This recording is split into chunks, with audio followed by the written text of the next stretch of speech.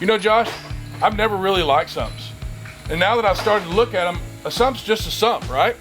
Well, Jeremy, I'm gonna sell you on the sump right here. First thing you're going to notice, there's a single bolt, right? That makes it super easy to install. All you have to do is drill one single hole to mount this sump on your fuel tank. Another great feature, you'll notice our sump is substantially larger than some of the other sumps out there on the market, right? The reason that is, we created a large fuel reservoir for our sump here, right?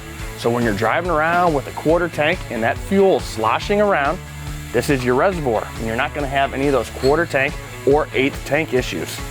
So we have a suction port and a return port, and they're both divided. You see that right there?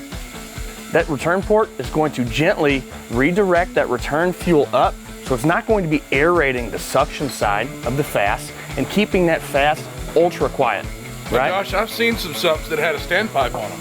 Yeah. How come this one doesn't have a standpipe? Well, you know, on paper, you might think that's a good idea, but in practice, what that actually does is when you have below a quarter tank and that tube sticking up out of the fuel, right?